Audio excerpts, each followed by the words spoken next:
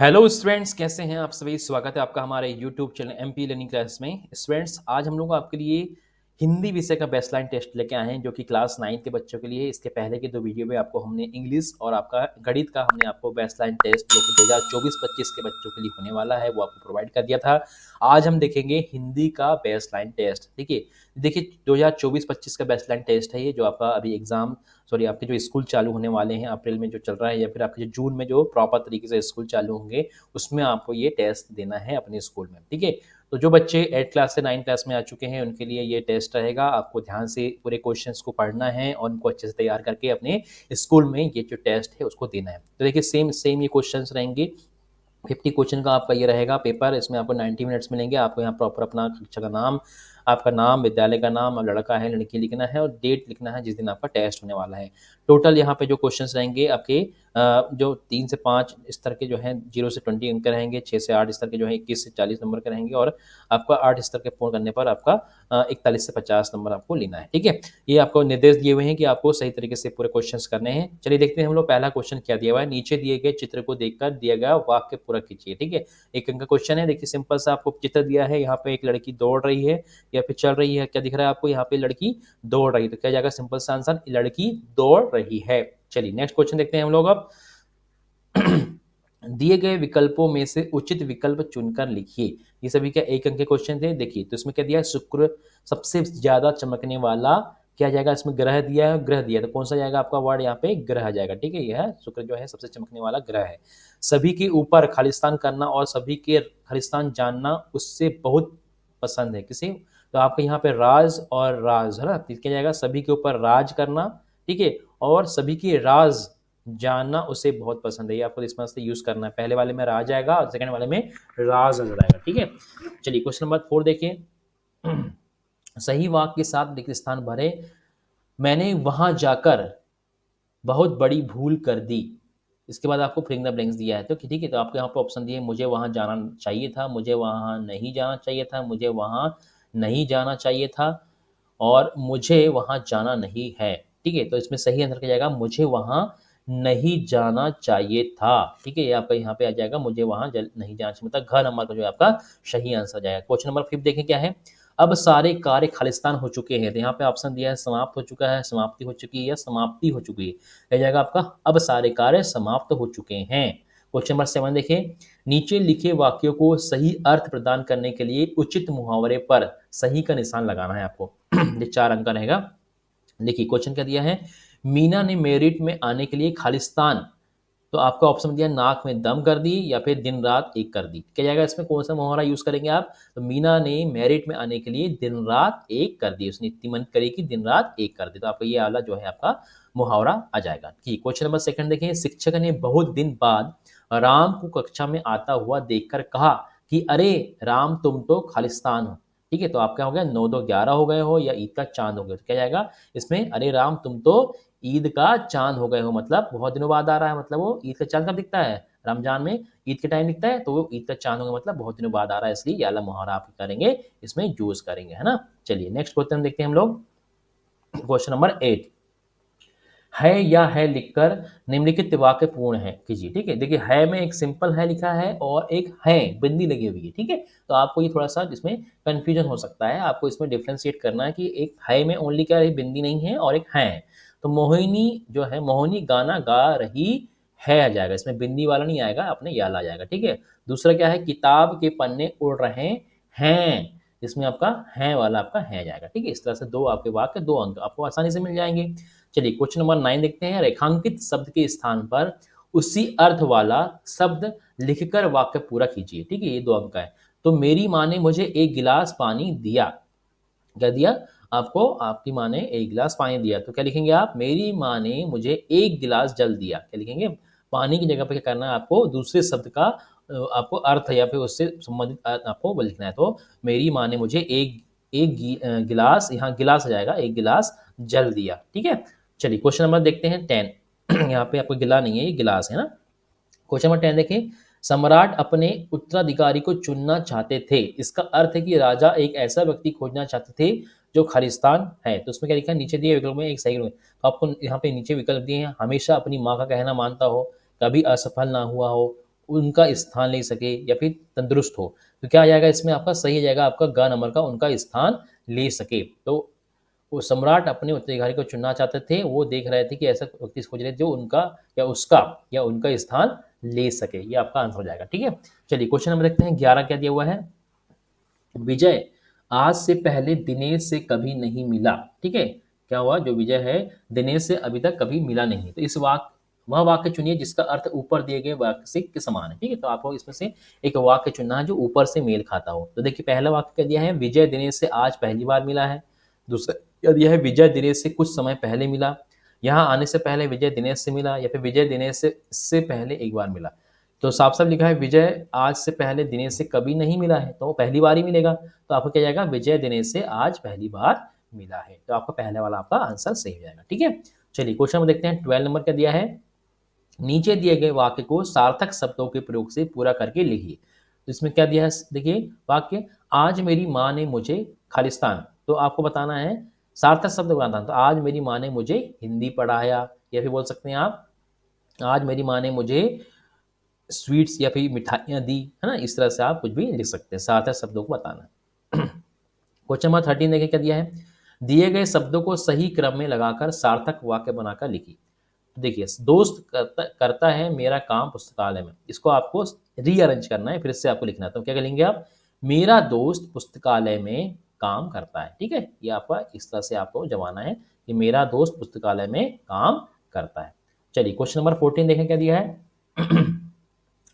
नीचे दिए गए वाक्यों को प्रश्न के रूप में पुनः लिखिए। तो क्या लिखा है, वह दिल्ली चला गया। तो ये क्या है, बता रहा है कि वह दिल्ली चला गया, तो हमको क्वेश्चन के रूप में पूछना है, मतलब प्रश्नवाचक हमको लगाना है। तो क्या वह दिल्ली चला गया, ये आपको बताना है, हम पूछ रहे हैं। तो क्या वह दिल्ली चला गया, और लास्ट में क्या लगाना है आपको, ये क्वेश्चन मार्क लगाना है। ठीक है, फिर क्वेश्चन नंबर 15 देखिए, कक्षा में आए नए विद्यार्थी श्याम और शिक्षक के बीच संवाद को पूरा कीजिए। देखिए शिक्षक क्या बोल रहा है, आपका नाम क्या है, तो श्याम क्या बोलता है, मेरा नाम श्याम है। ठीक है, इसी तरह से दूसरा क्वेश्चन पूछते हैं, शिक्षक आपके पिताजी का नाम क्या है, तो श्याम क्या बोलते हैं, मेरे पिताजी का नाम श्री रामलाल है। जो भी नाम है वो बता देंगे आपको, अपने मन से जो भी नाम देना है वो दे सकते हैं। तो उन्होंने ये आंसर दिया। इस तरह से आपका ये दोनों के बीच का जो संवाद था शिक्षक और विद्यार्थी के बीच में वो पूरा हो गया। फिर क्वेश्चन नंबर 16 देखिए क्या दिया हुआ है, कोष्टक में दिए गए विराम चिन्हों में से सही विराम चिन्ह का प्रयोग कर नीचे दिए गए वाक्यों को पुनः लिखिए। तो आपको ये यहाँ पे देखिए चिन्ह दिए हुए हैं, क्वेश्चन मार्क का दिया है ना, एक शब्द इस टाइप फुल स्टॉप दिया है, डेज दी है। तो ये आपको बताना है। तो मेरे पास कलम नहीं है, क्या तुम मुझे अपनी कलम दोगे।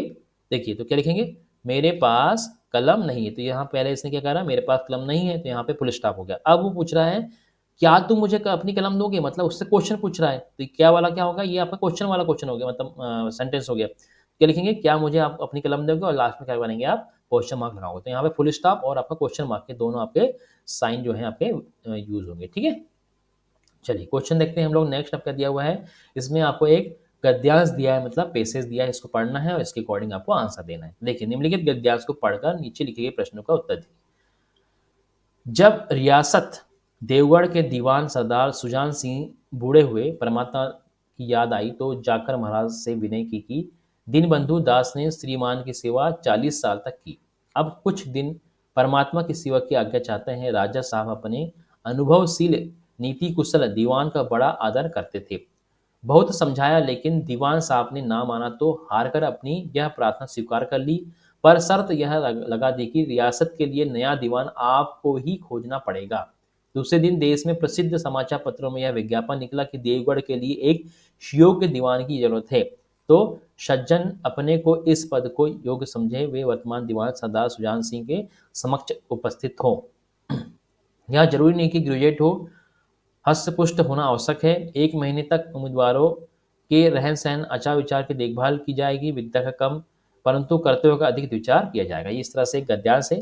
तो देखिए इसमें क्वेश्चन पहले क्या दिया है, कुछ दिन परमात्मा की सेवा की आज्ञा चाहता हूँ, कथन से तात्पर्य है, किसने बोला था, ये दीवान पद के अवकाश लेना। ठीक है, आ जाएगा दीवान पद से अवकाश लेना।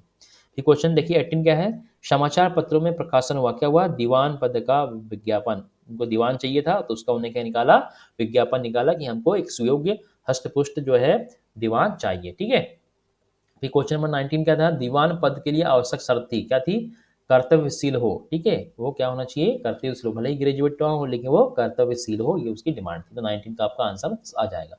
चलिए क्वेश्चन नंबर 20 देखते हैं क्या दिया है। अपनी पसंद के किसी खेल के बारे में 2 वाक्य बनाकर लिखिए। ठीक है, आपको जो खेल पसंद है उसके बारे में आपको बताना है 2 वाक्य। तो पहला वाक्य क्या लिखेंगे, जैसे कि हॉकी आपको पसंद है तो हॉकी भारतवर्ष का राष्ट्रीय खेल है, आप ऐसे लिख सकते हैं। या फिर क्रिकेट लिख सकते हैं कि जो क्रिकेट है भारतवर्ष का राष्ट्रीय खेल तो नहीं लिखे, पसंदीदा खेल है लिख सकते हैं। ठीक है, फिर मेजर ध्यानचंद भारत के सर्वश्रेष्ठ हॉकी खिलाड़ी थे। अब इसमें अगर आप हॉकी का लिख रहे हैं तो आप ऐसे लिख लीजिए है ना। अगर आप हॉकी के बारे में लिख रहे हैं तो आप ऐसे लिख लीजिए कि हॉकी भारतवर्ष का राष्ट्रीय खेल है और मेजर ध्यानचंद भारत के सर्वश्रेष्ठ खिलाड़ी थे। अगर आपको पता है, आपको पसंद है क्रिकेट, तो आप क्रिकेट के बारे में लिख सकते हैं कि क्रिकेट जो है भारत का पसंदीदा खेल है और सचिन तेंदुलकर या फिर महेंद्र सिंह धोनी भारत के सर्वश्रेष्ठ खिलाड़ियों में से एक है। ठीक है, ये आपके इस तरह से आप 2 अगर सेंटेंस लिखेंगे, वाक्य लिखेंगे तो आपको 4 नंबर इसमें मिल जाएंगे। चलिए क्वेश्चन नंबर 20 में देखते हैं। चित्र को देखकर उसके बारे में 3 वाक्य लिखिए। आपको देखिए चित्र क्या दिख रहा है, एक जंगल का चित्र दिख रहा है। यहाँ पे क्या है, एक हाथी है ना, 2 हाथी दिख रहे हैं। यहाँ पे एक छोटा हाथी है जो थोड़ा सा काला कलर का है, एक भूरा हाथी है थोड़ा बड़ा है, एक हिरण दिख रही है आपको, बाकी यहाँ पे एक कंगारू भी दिख रहा है। देखिए यहाँ पे कंगारू भी दिख रहा है ना, इस तरह से। और आस पास क्या है, आपके पेड़ दिख रहे हैं। तो इसके बारे में आप 2-3 वाक्य बन सकते हैं। जैसे कि हमने आपको यहाँ पे दिया है, चित्र में हरे भरे पेड़ पौधे हैं, है ना। चित्र में 2 हाथी दिख रहे हैं, चित्र में सफेद हाथी है चल रहा है। और एक लिखते हैं कि चित्र में एक हिरण भी दिख रही है, चित्र में एक कंगारू भी दिख रहा है। देखिए कंगारू दिख रहा है। इस तरह से आप अपने मन से कुछ भी सेंटेंस बना सकते हैं जो आपको सिंपल, आपको 3 सेंटेंस बनाएंगे, 3 में से 3 सेंटेंस जब बनाएंगे तो आपको 6 नंबर आपको मिल जाएंगे। ठीक है, इस तरह से। चलिए नेक्स्ट क्वेश्चन देखते हैं हम लोग क्या है। नीचे दिए गए पत्र को पूरा करके लिखिए, है ना।